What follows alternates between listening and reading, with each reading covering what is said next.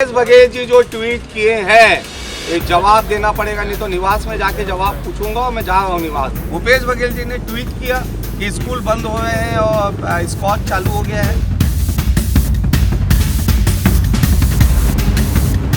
भूपेश बघेल जी अपने Twitter handle से लगातार जो है अफवाह फैलाने का काम कर रहे हैं। उनके खिलाफ FIR दर्ज होना चाहिए अफवाह फैलाने के।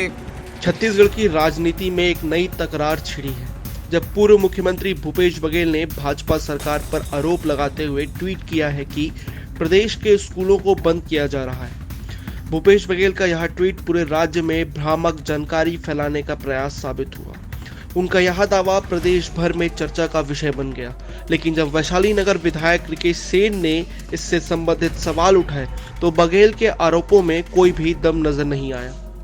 विधायक रिकेश सेन ने ट्वीट के जरिए भूपेश बघेल से सवाल पूछा कि कौन से स्कूल बंद किए गए हैं, अगर स्कूल बंद हुए हैं तो इसका प्रमाण दीजिए।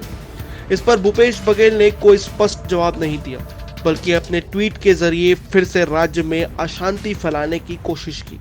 विधायक रिकेश सेन ने समझा कि पूर्व मुख्यमंत्री का यह प्रयास केवल राजनीतिक फर्जी प्रचार है और उन्होंने इस पर कड़ी प्रतिक्रिया दी।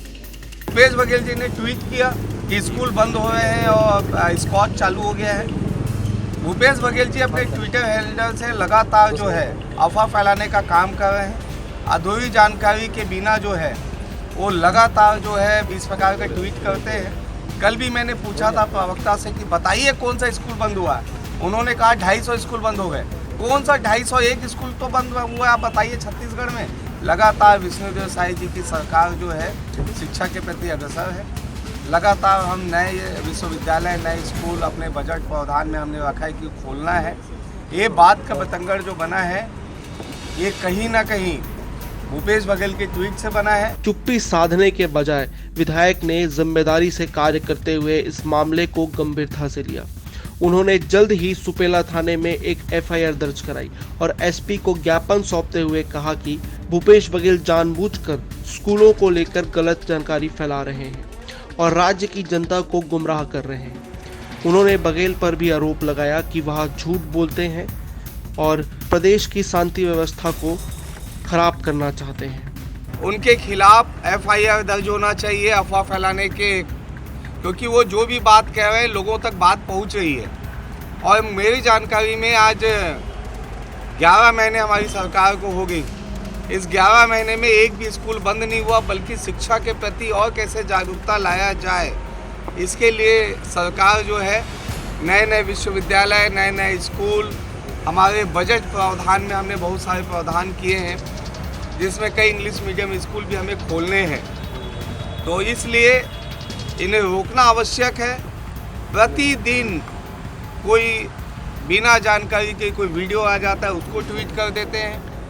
लेकिन विवाद यहीं खत्म नहीं हुआ।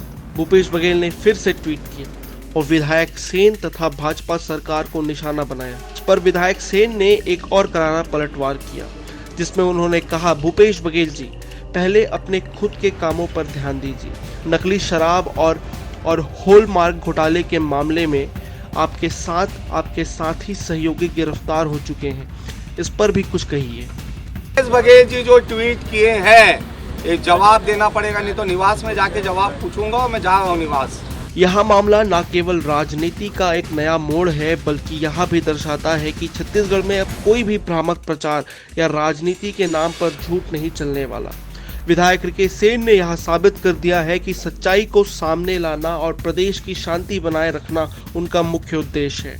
उनके सख्त रुख से साफ है कि अब छत्तीसगढ़ में केवल सच और पारदर्शिता की ही राजनीति चलेगी। राजनीतिक आरोप प्रत्यारोप का यह सिलसिला भविष्य में और भी तीव्र हो सकता है, लेकिन इससे एक बात साफ है कि राज्य की जनता को गुमराह करने का कोई भी प्रयास अब सफल नहीं होगा।